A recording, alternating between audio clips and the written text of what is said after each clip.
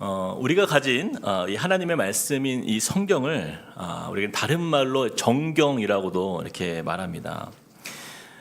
이 성경이요, 이 66권이 정경으로 채택되기까지는요, 굉장히 좀 긴 시간, 한 수백 년의 시간이 걸렸어요.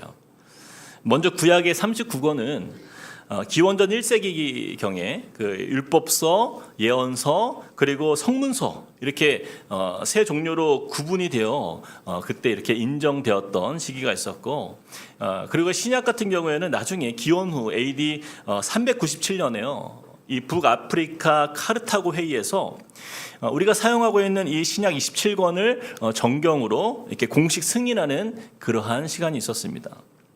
지금 우리가 가진 이 신구약 성경인 이 총 66권, 이것은 그때 공식 확정이 된 거예요. 그러나 이 이후에 교계에 몇 가지 좀 논란이 있었습니다.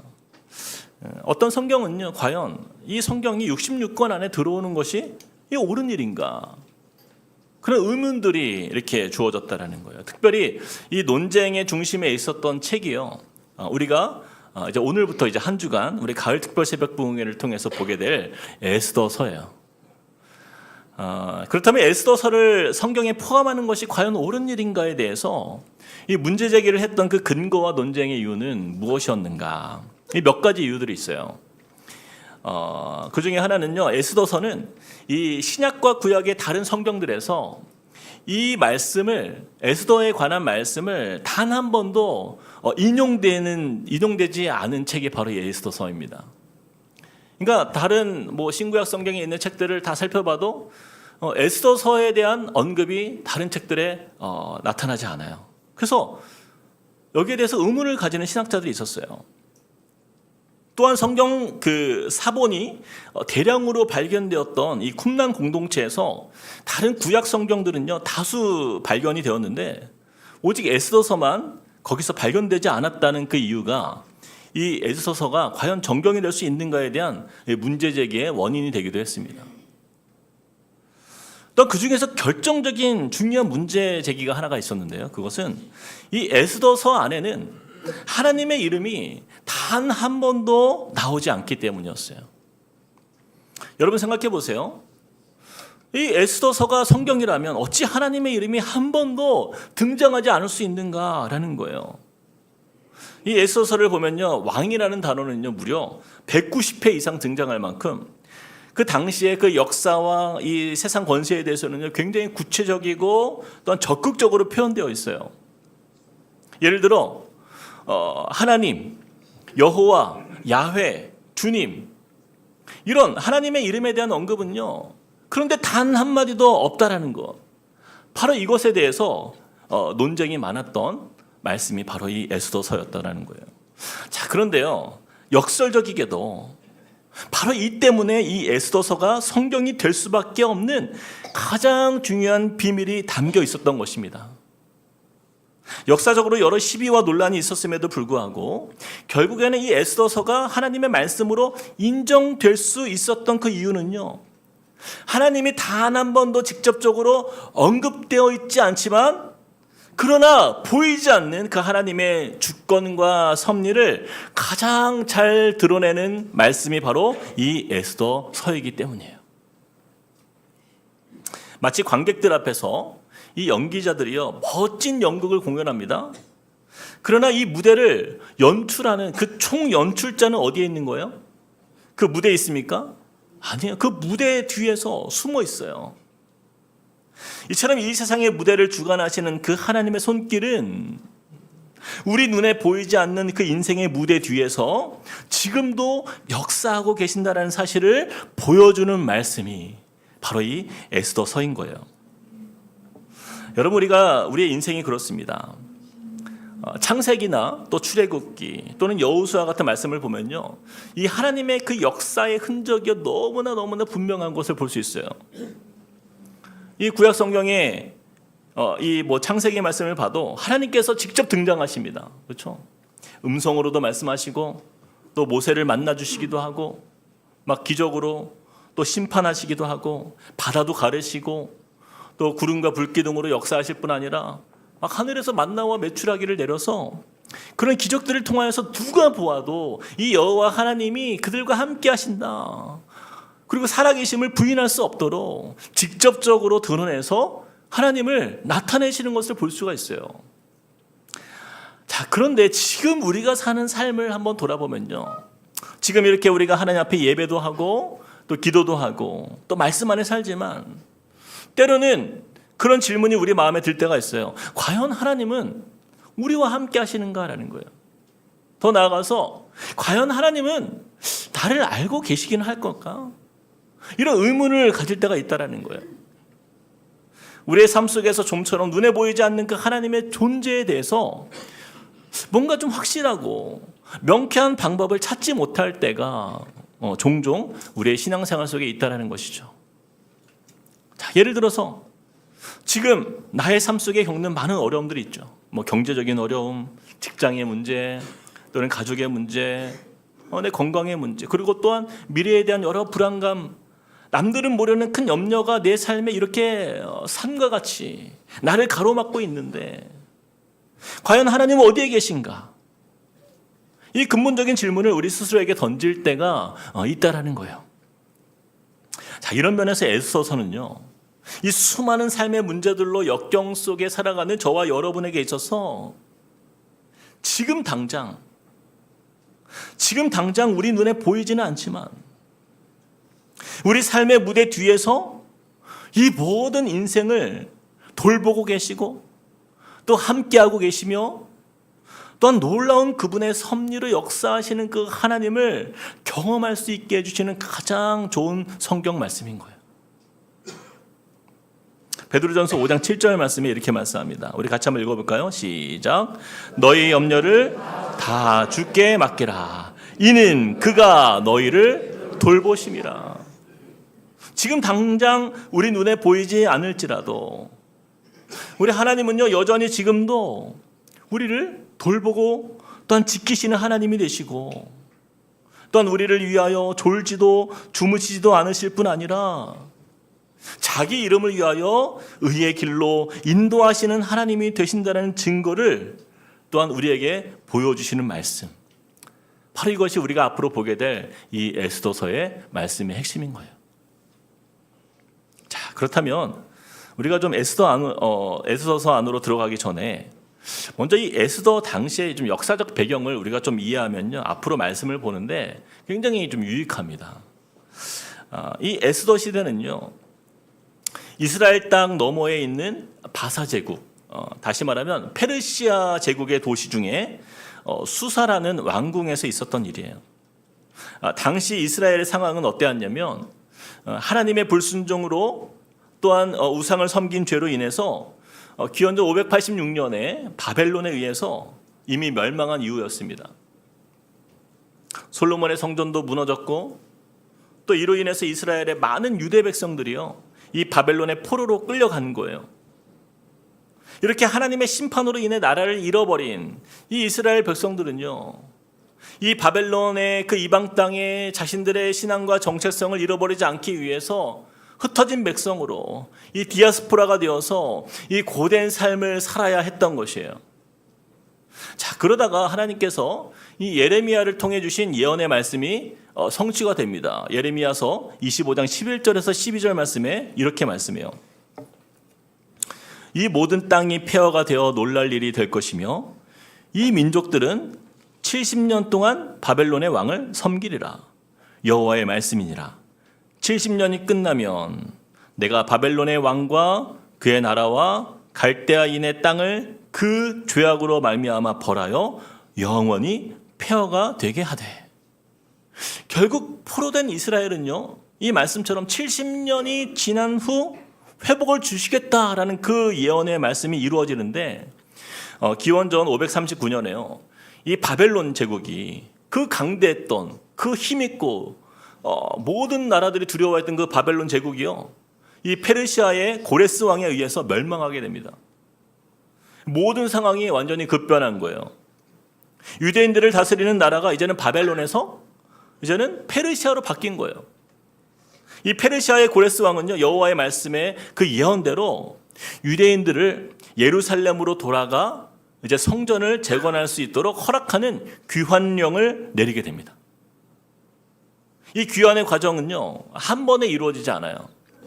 수룹바벨, 또 에스라, 그리고 느헤미야에 의해서 3번에 걸쳐서 이렇게 진행이 되는데, 이 에스더서의 배경은요, 그 기원전 약 480년경의 일인데 1차로 일부 유대인들은 예루살렘으로 귀환했지만 여전히 아직도 그 예루살렘으로 들어가지 못한 수많은 유대인들, 그들이요 여전히 페르시아 제국의 전역에 흩어져 살고 있었던 그 상황 속에 그 이야기예요. 제가 자료를 찾아보니까 도대체 몇 명이 남아 있었는가, 이 정확하진 않지만 대략적으로 한 70만 명 정도 흩어져 있었을 것이라고 예상을 합니다. 자, 이제 우리 함께 말씀을 한번 들어보겠습니다. 1장 1절을 우리 같이 한번 읽어볼까요? 시작. 이 일은 아하수에로 왕 때에 있었던 일이니 아하수에로는 인도로부터 구스까지 127지방을 다스리는 왕이라. 당시 바사라 불리는 이 페르시아 제국의 힘이 얼마나 크고 강대했는지를 우리에게 보여주는 말씀이에요.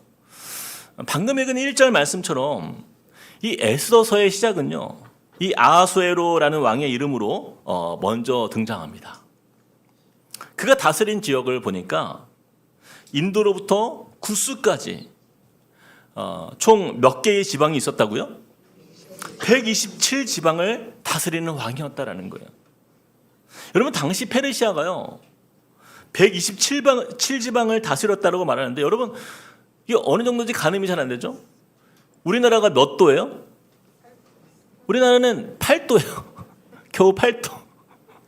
지방이 8개 도로 되어 있잖아요. 근데 127도, 여러분 감이 오십니까? 어마어마한 거예요.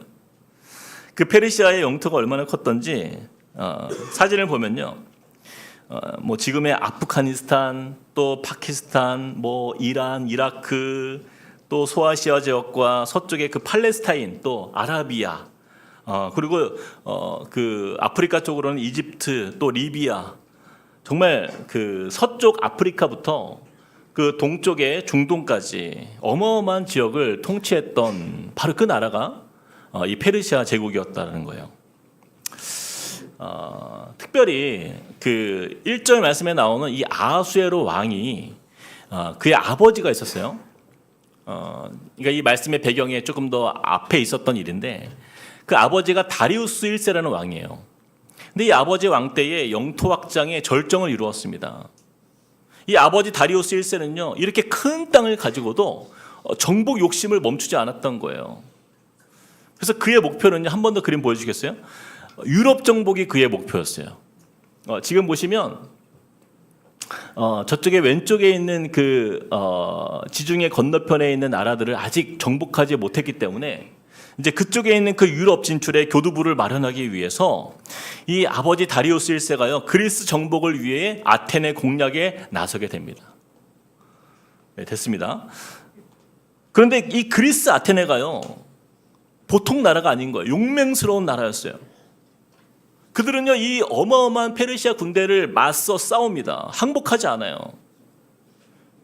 그리고 그 전쟁이 그 싸웠던 그 전쟁이 너무나 유명한 전쟁이죠. 마라톤 전쟁이 바로 그 전쟁이었어요.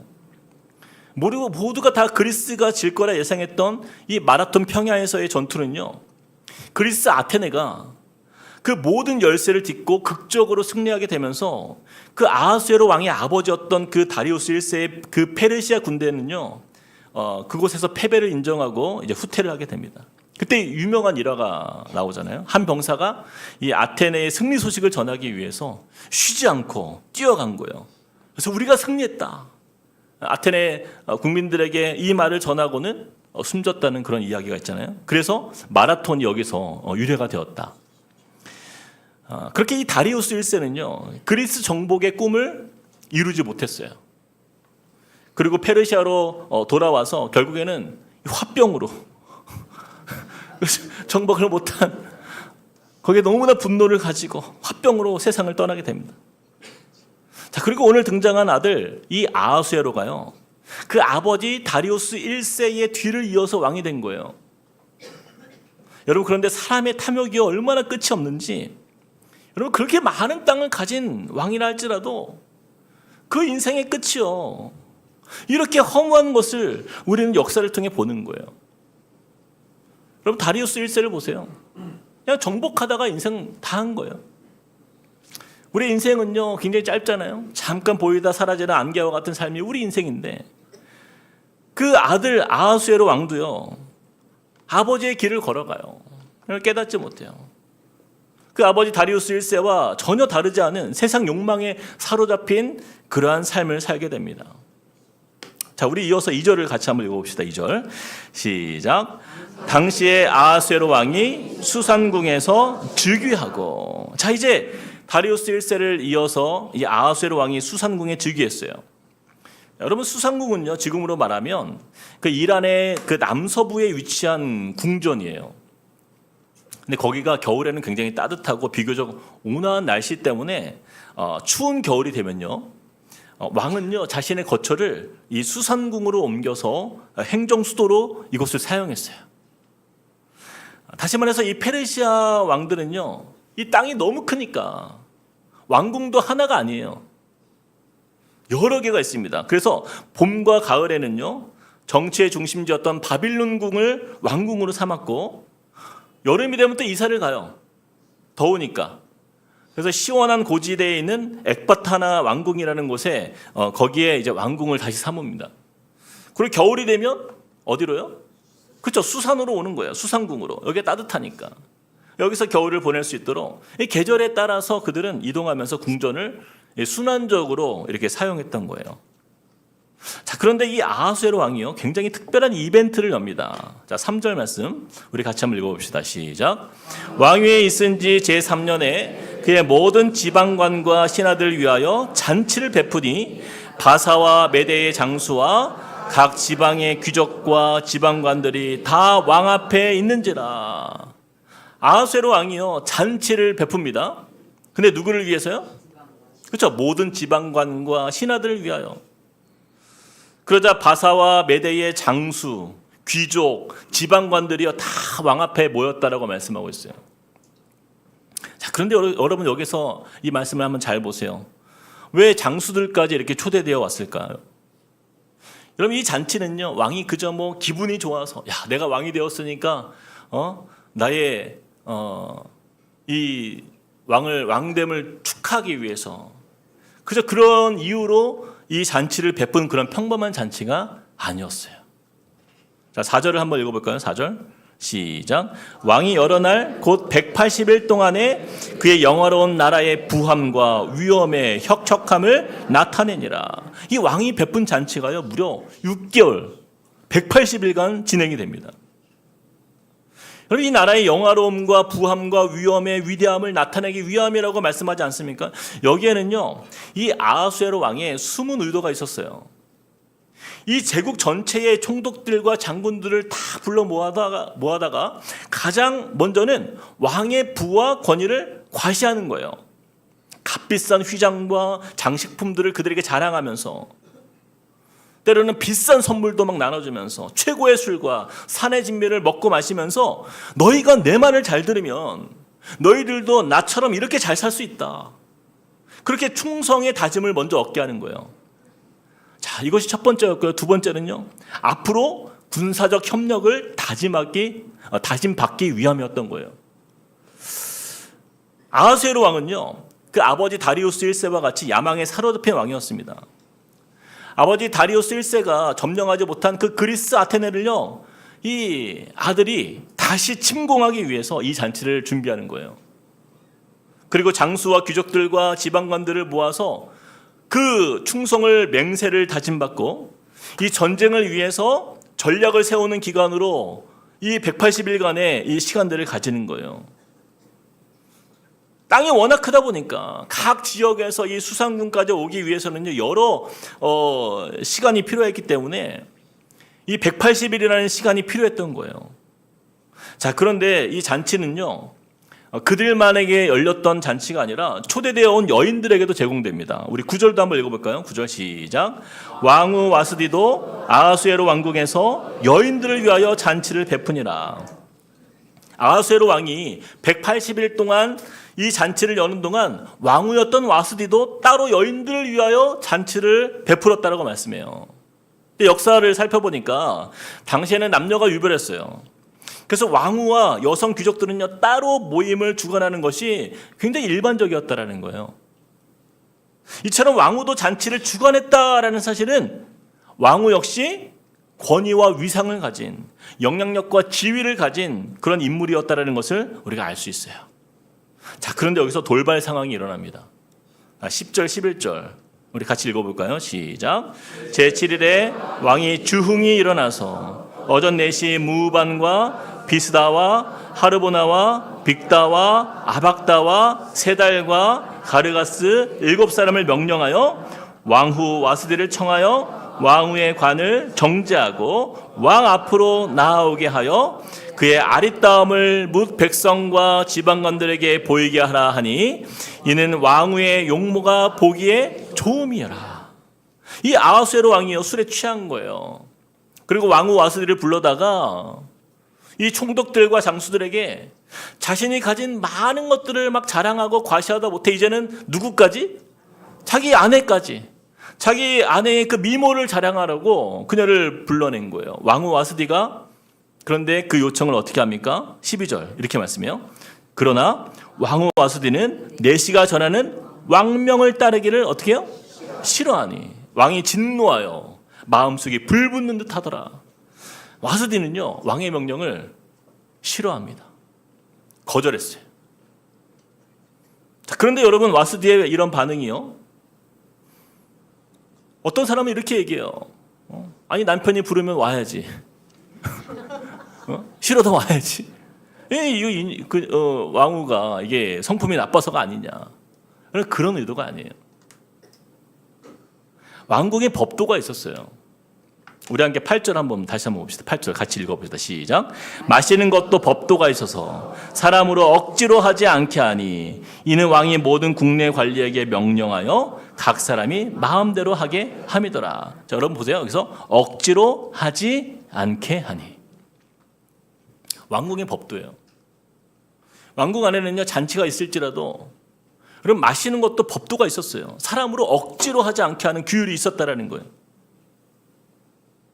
이런 면에서 와스디는요, 왕궁의 법도상 자기가 남자들의 잔치에 참여하는 것이 적절한 일이 아니었다라는 것을 알고 있었기 때문에 그는 마땅히 거절할 권리가 있었어요.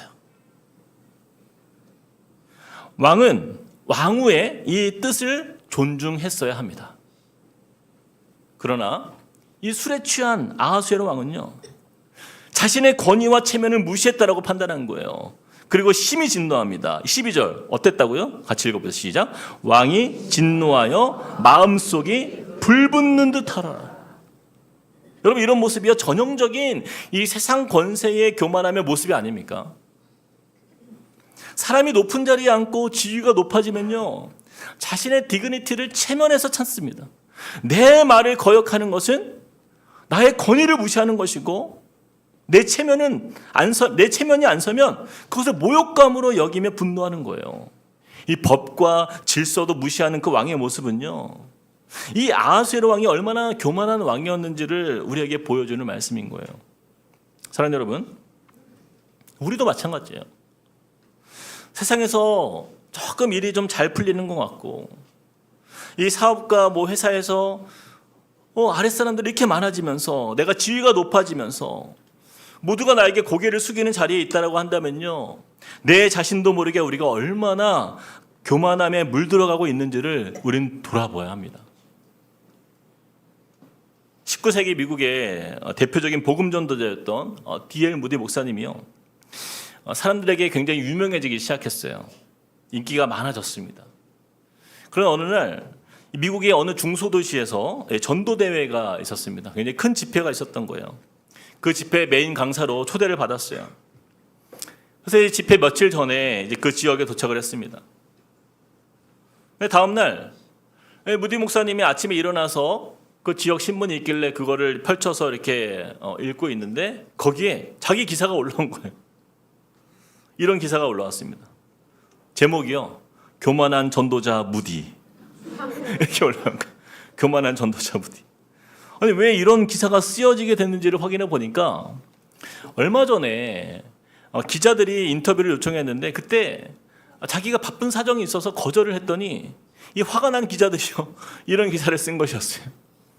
교만한 전도자 무디. 그 기사를 함께 본 무디 목사를 돕는 스태프들이요 화가 난 거예요. 아니 무디 목사님 이런 말도 안 되는 기사를 내다니 어떻게 대응할까요? 흥분한 거예요. 그저 무디 목사님이요 가만히 그 기사를 읽더니 갑자기 막 껄껄 웃으면서 이렇게 말했다라는 거예요. 아, 이 사람들이 나를 잘 모르는구만. 나는 이 기사보다 훨씬 더 교만한데. 이만하면 너무 잘 써졌는데. 자, 여러분 이건 하나님께서 우리에게 겸손하라고 말씀하시는 사인입니다. 스태프들에게 이야기하는 거예요. 좀 더 겸손하기 위해서 우리 같이 기도합시다. 저는 이 짧은 이야기가요. 여러분 하나님의 사람이 어떤 면에서 세상과 달라야 하는지를 보여주는 그런 이야기라는 생각이 들어요. 세상 사람들은요. 그들 마음에 늘 그런 마음이 있잖아요. 내가 누군데. 감히 내가 누군데. 조금도 억울한 일을 못 참아요. 이 아하수에로 왕처럼 조금만 내 기분이 상하고 내 자존심이 상하면 분노하는 거예요. 마음이 불붙는 듯 하더라. 불이 일어나는 거예요. 자존심을 통제를 못해요. 제가 예전에 병원에 갈 일이 있어가지고 지인에게 물어서 진료를 잘하는 의사를 소개받았어요. 그래서 이제 병원에 찾아갔는데 참 의사 선생님이 얼마나 권위적인지 말도 못해요. 그럼 환자로서 궁금한 게 있을 수 있잖아요. 물어볼 수 있잖아요. 아주 간단한 질문을 했는데도 뭐 얼굴도 보지 않아요. 대답도 안 해요. 너무 귀찮아하는 거예요. 느껴지는 거, 환자를 무시하는 게. 나중에 알고 봤는데 그분이 교회를 다니는 장로님이셨어요. 너무 씁쓸했어요. 제가 어떤 글을 읽다 보니까 이런 표현이 나오더라고요. 사람이 평생 싸워야 할 두 가지 적이 있다. 하나는 자신이 남보다 우월하다고 생각하는 교만이고 다른 하나는 자신이 남보다 못하다고 생각하는 자기 멸시. 교만과 자기 멸시. 여러분 우리 믿는 성도는요. 이 교만도 아니에요. 또 자기 멸시도 아니에요. 우리는요. 오직 겸손함. 바로 하나님 앞에 주님을 믿고 인정하는 성도의 가장 중요한 태도는 바로 겸손함인 것이죠. 잠언 29장 23절에 이렇게 말씀합니다. 사람이 교만하면 낮아지게 되겠고 마음이 겸손하면 영예를 얻으리라. 아하수에로 왕은요 결국 자신의 군대의 힘을 믿고 세계를 제패하겠다는 그 자만심과 그 교만함 때문에요 훗날에 나중에 우리가 내일 좀 그 부분을 다시 한번 살펴볼 텐데 그리스 연합 군대에게 패배합니다. 또 패배해요. 그리고 다음에 있었던 그 플라타이아 전투에서 완전히 무너지는 그런 일이 있었어요. 이로 인해서 페르시아 제국의 서쪽 확장은요 완전 다 좌절되고요. 그 이후에 오히려 그리스 문명, 헬라 문명이 점점 세계를 주도하는 그래서 서양 역사의 흐름이 그리스 쪽으로 기울어지는 결과가 초래하게 돼요. 여러분 고린도전서 10장 12절 말씀 우리 같이 한번 읽어볼까요? 시작. 그런즉 선줄로 생각하는 자는 넘어질까 조심하라. 여러분 인생의 자만은요 넘어짐의 시작이라는 사실을 우리가 기억해야 돼요. 하나님 앞에서 겸손한 저와 여러분 되시길 주님의 이름으로 축복합니다. 자, 이처럼 교만했던 이 아하수에로 왕은요 이 자신의 체면을 구긴 왕후 와수들을요 그냥 두지 않습니다. 신하들이 들고 일어난 거예요. 감히 왕의 명령을 어긴 이 왕후 와수들을 이대로 두었다가는 이 소문이 전국에 퍼질 것이고 그렇게 되면 세상의 여인들이 그들의 남편을 멸시하게 되지 않겠냐 확대 해석하는 거예요. 여러분 사실 이것이 소문날 일이 있어요? 그 신하들 7명의 신하들이 와수대에게 가서 거절당한 거 그 7명만 입조심하면 돼요. 자기들만 말 안 하면 돼요. 근데 이거를 확대 해석하는 거예요. 신하들은 왕의 권위를 위한다라는 말도 안 되는 이유로 왕후를 폐위시키고 이를 이제 법률로 조서를 만들 것을 제안해요. 자, 그런데 문제는 뭐예요? 아하수에로 왕이 얼마나 분별력이 없는지 이 신하들의 말에 그대로 따르기로 그냥 결정합니다. 에스더서 1장 19절 말씀. 왕이 만일 좋게 여기실진데 와스디가 다시는 왕 앞에 오지 못하게 하는 조서를 내리되 바사와 메대의 법률에 기록하여 변기함이 없게 하시고 그 왕후의 자리를 그보다 나은 사람에게 주소서. 이렇게 왕후 와스디는요, 이 술에 취한 아하수에로 왕의 교만과 충동적 결정으로 참으로 허무하게 그렇게 폐위가 됩니다. 여러분 생각해 보세요. 술에 취한 사람이 무슨 바른 이성적인 판단으로 옳은 결정을 어떤 분별할 수 있겠습니까? 여러분 나중에 보시면 아시겠지만 2장에 가잖아요. 그러면 왕이 와스디를 폐위시킨 것을 후회합니다. 여러분 술은요 결코 선하지 않아요. 모든 후회하게 만드는 일만 만들어요. 제가 예전에 몇 년 전에 개척 전입니다. 오해하지 않도록. 어떤 성도님이 계셨어요. 근데 술만 마시면 저에게 전화해요. 제정신으로는 전화 안 해요. 꼭 술을 마시면 전화합니다. 근데 전화하는 시간이 꼭 10시, 밤 10시에서 12시 사이에요. 저는 이분이 항상 위태위태한 분이니까 위급한 상황이 생겼나 보다라는 생각을 늘 마음에 하기 때문에 전화를 꼭 받아요. 그래서 무슨 일이 생겼나 전화를 받아보면 1시간이고 2시간이고 같은 말만 반복하는, 발음도 꼬여가지고 무슨 말을 하는지 명확하지도 않아. 막 넋두리를 하는 거예요. 나중에 보니까 다른 지인들은 이분을 너무 잘하니까 전화를 아예 안 받습니다. 근데 이제 목사님은 다 받아주니까 전화를 하는 거예요. 술에 취해가지고 화를 냈다가 막 욕을 했다가 갑자기 사과를 했다가 무한 반복이에요. 근데 다음날 이제 제가 걱정이 돼서 이제 괜찮은지 전화를 해보면 본인이 무슨 말을 했는지를 기억을 못해요. 얼마나 민망해하고 막 미안해하는지 모릅니다. 막 너무나 후회가 된다는 거예요. 저는 그분을 보면서 그런 생각이 들어요. 그 삶 속에 얼마나 많은 이 후회되는 일들이 그 술로 인함으로 나타났던 그 문제들을 본인이 그것을 깨닫지를 못하는 거예요. 여러분 성경에 보면요, 아침에 독주를 마시며 밤이 깊도록 포도주에 취하는 자는 화가 있을 것이라 말씀했어요. 여러분 우리 중에도 가끔 이렇게 한 잔씩 하시는 분들 계시죠? 여러분 조심하시기 바랍니다. 그 술로 인해서 돌이킬 수 없는 결정적인 실수를 하는 날이 오기 전에 여러분 빨리 끊으셔야 돼요. 제가 발음을 들어보면 다 합니다, 여러분. 제가 하도 들어봐서. 술은 백해무익이에요. 우리 인생을 파괴하는 위험한 독이라고 말씀하고 있어요. 자, 근데 여러분 보세요. 자, 페르시아의 황제의 아내였던 와스디가 이렇게 쉽게 하루아침에 갑자기 폐위된 사건은 너무나 충격적인 거예요. 그런데 여러분 잘 보세요. 바로 이것이 세상 권세의 허무함인 것이에요. 왕후와 같이 조선식으로 말하면 대왕 대비 아닙니까? 높은 자리에 앉아 있을지라도 이 땅의 권세는요 결코 영원하지 않다라는 것을 우리에게 말씀하는 거예요. 겉으로는 어때요? 단단해 보입니다. 굳건해 보여요.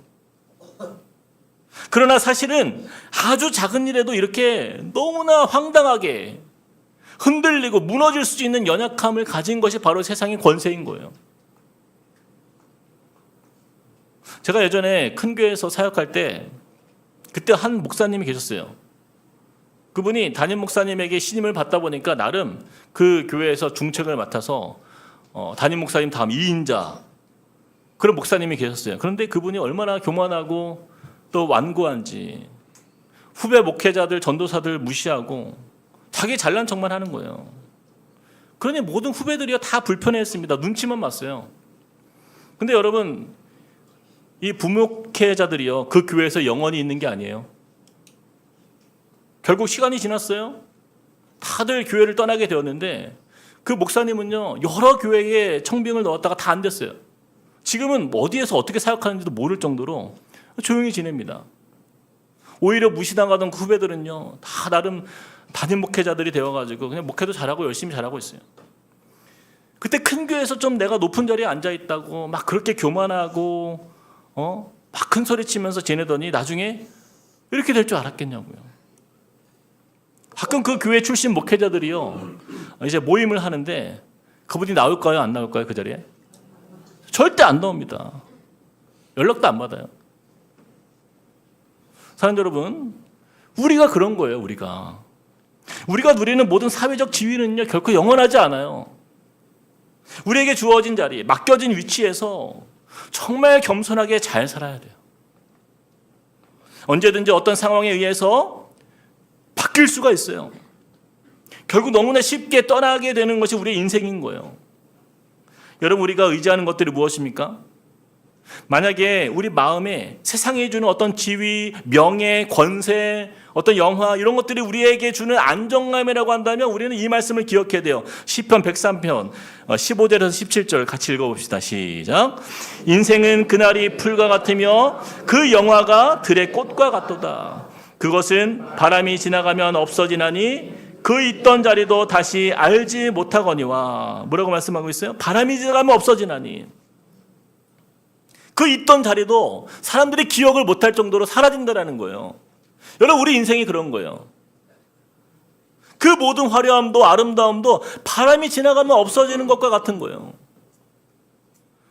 그런데 그 있던 자리도 다시 알지 못할 만큼 그 모든 명성과 화려함들이 곧 잊혀지는 것인데, 여러분, 우리가 교만할 게 뭐가 있어요? 그러므로 지금 내가 어느 위치에 있던, 우리가 어느 높은 자리에 앉아있던 여러분 상관없어요. 우리가 의지할 분은요 17절에 나옵니다. 그 말씀에 시편 103편 17절에 이렇게 말씀해요. 여호와의 인자하심은 자기를 경외하는 자에게 언제부터 언제까지? 영원부터 영원까지 이르며 그의 의는 자손의 자손에게 이르게 하시겠다 약속하시는 거예요. 여호와의 인자하심을 구하고 경외하는 자는 바로 겸손한 사람이에요.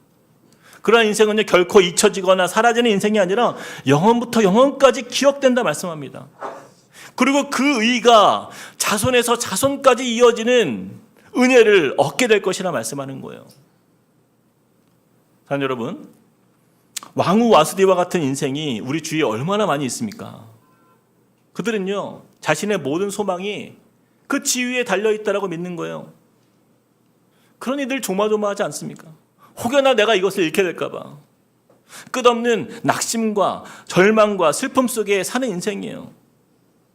그러나 여호와 하나님을 믿는 저와 여러분은 세상의 모든 지위와 권세는 이것은 일시적인 것이라는 사실을 우리는 이미 알고 있는 거예요. 세상의 모든 지위와 권세가 영원한 것이 아니라 하나님이 우리에게 이 자리를 통해서 하나님의 영광을 나타나게 하시고 하나님의 뜻을 이루게 하시는 도구가 되는 것이죠.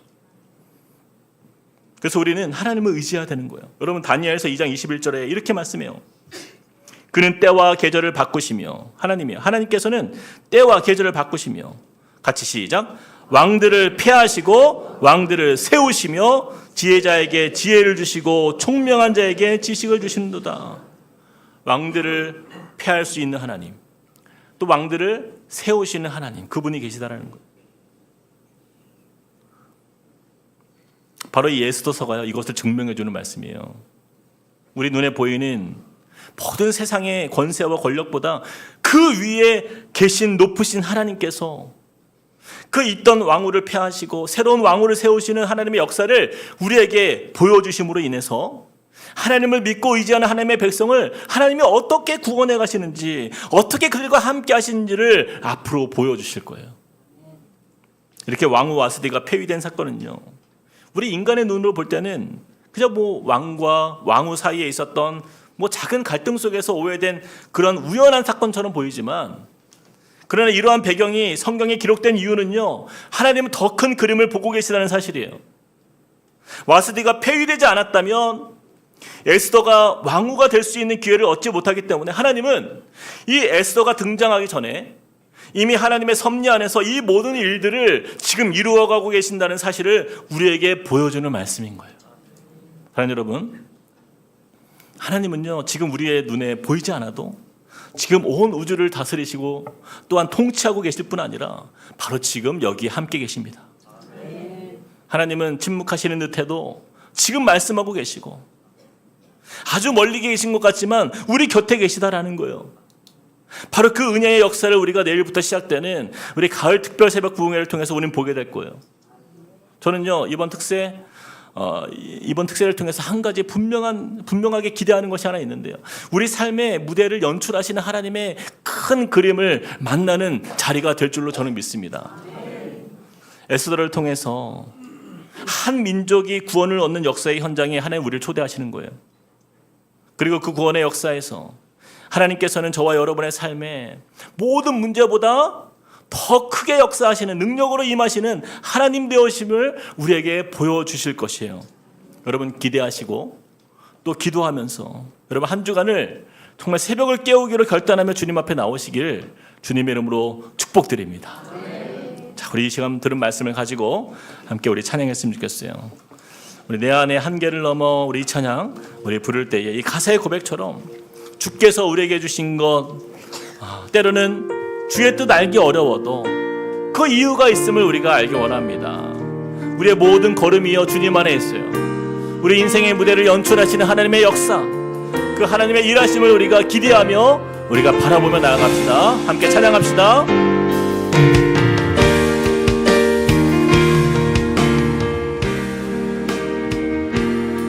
주께서 주신 모든 시간, 주께서 주신 모든 시간, 헛된 것 없네, 헛된 것 없네. 그 어느 것도 주의 뜻 알기 어려워도 주의 뜻 알기 어려워. 이유 있음을 알기 원해. 이유 있음을 알기 원해. 나의 모든 걸음이 나의 모든 걸음 주님 안에 있기에 주님 안에 있기에 그래서 주의 이야기 되네. 주의 이야기 돼. 내 안에 한계를 넘어 내 안에 한계를 넘어 일하시는 주 일하시는 주 크신 주의 은혜 크신 주의 내 삶을 이끄시네. 삶을 이끄시네. 인생의 전과 우리 하나님의 주관하십니다. 주관하시니 우리 모든 삶을 주님께 맡기며 우리 함께 고백합시다.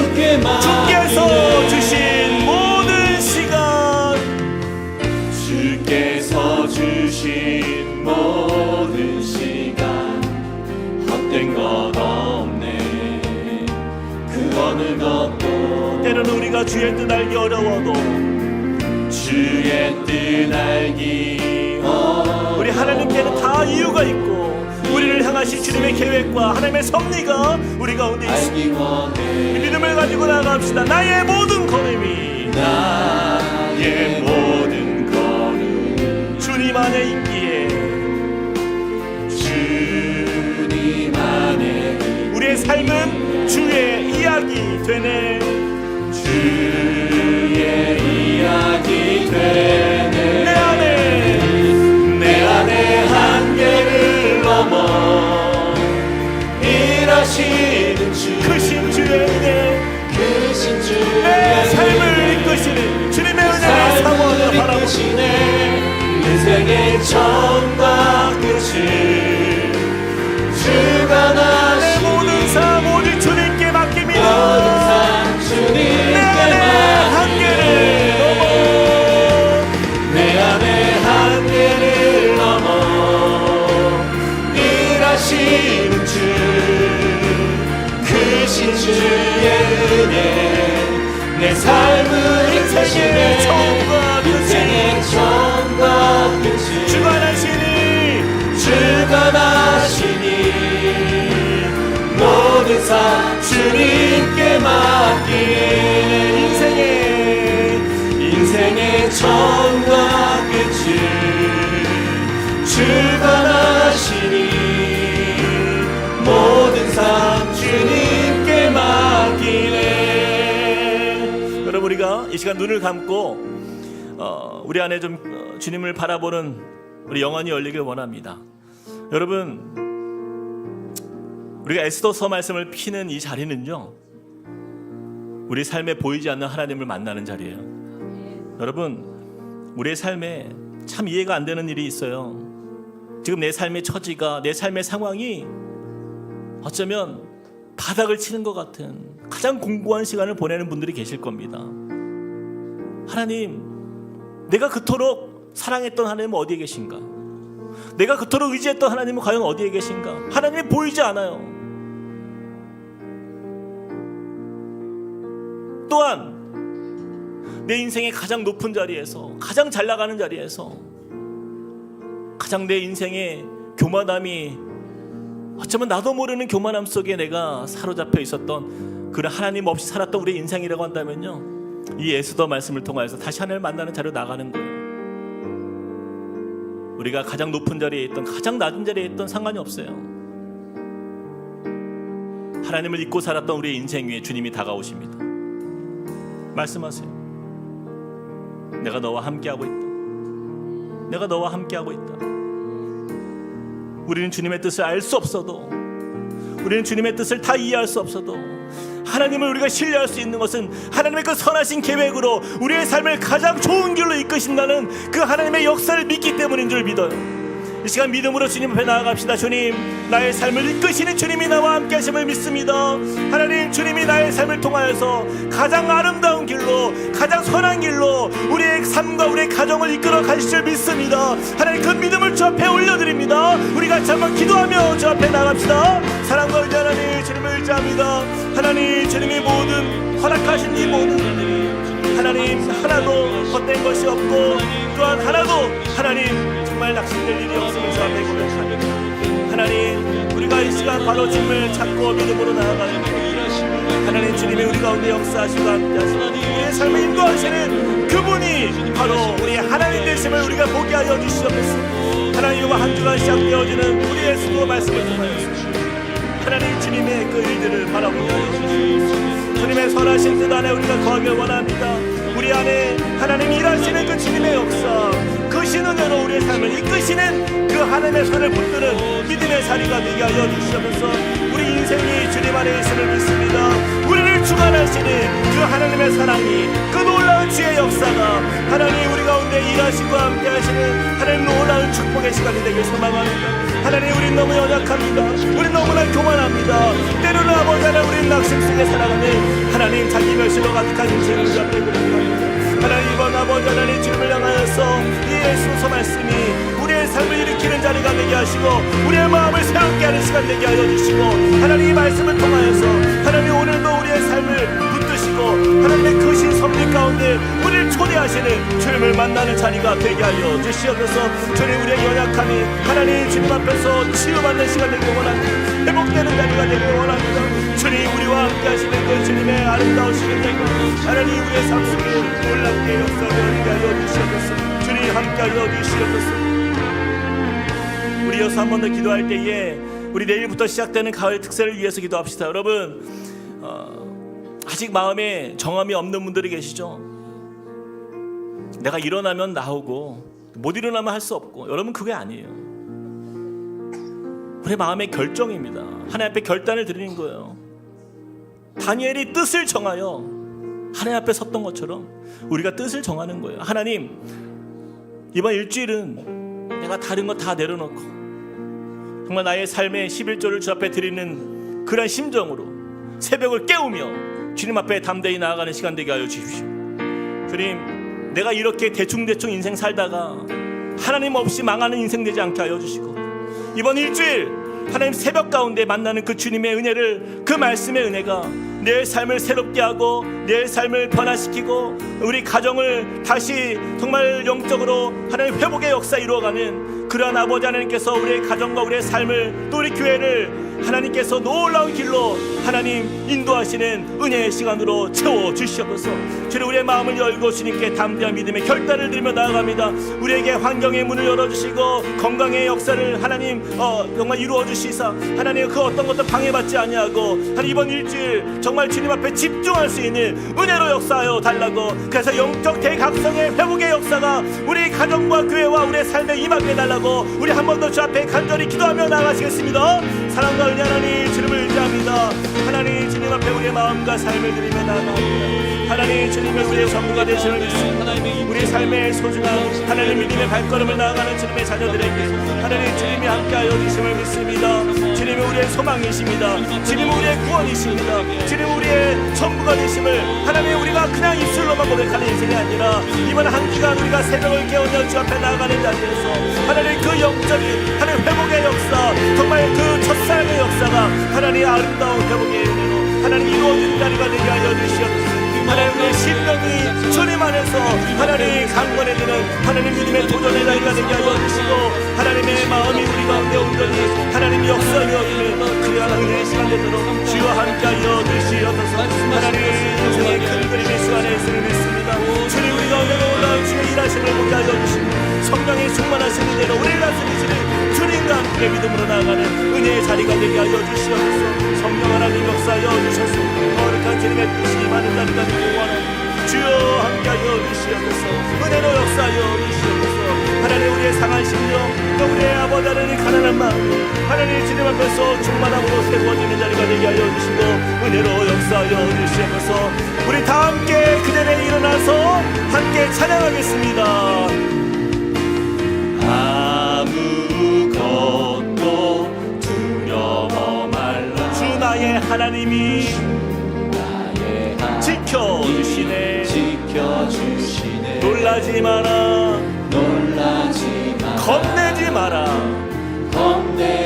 주님 나를 지켜주시네. 한 번 더 아무것도 두려워 말라.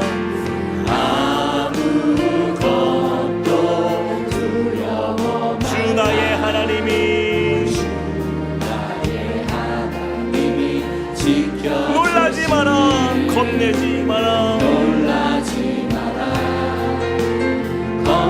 주님 나를 지켜주시네. 내 마음이 힘에 겨워 내 마음이 힘에 겨워 지칠지라도 주님 나를 지켜주시네. 세상의 험한 풍파 몰아칠 때도 주님 나를 지켜주시네.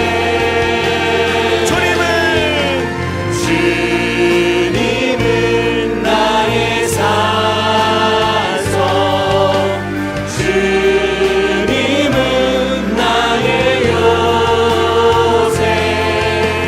주님은 나의 소망. 나의 힘이 되신 여호와.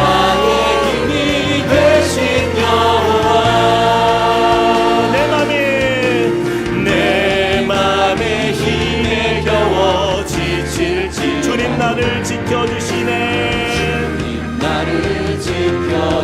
세상의 험한 풍파 몰아칠 때도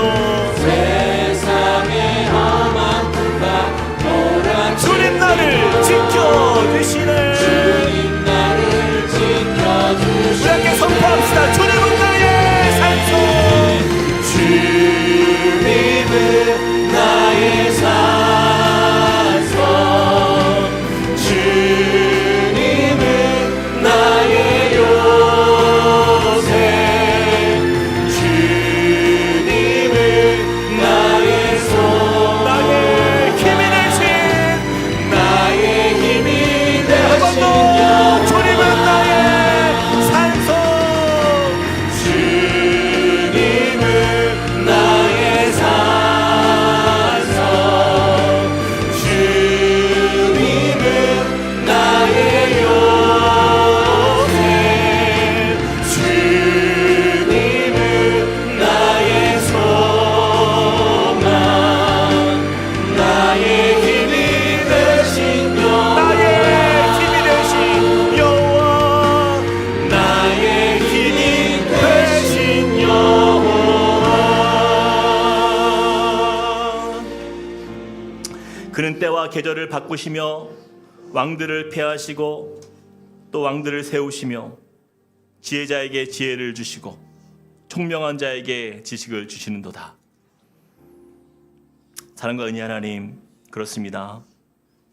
우리의 삶의 모든 역사들이 이것이 그저 세상에서 나타나는 우연처럼 보이지만 그러나 하나님의 백성을 향한 주님의 마음은 오늘도 온 우주가 그것을 말하고 있고 온 세상이 하나님이 자기 백성을 인도하심을 또한 보여주시는 살아계신 지금도 일하시는 하나님의 역사임을 우리가 보게 하시니 감사합니다. 주님, 우리가 에스더 말씀을 폈습니다.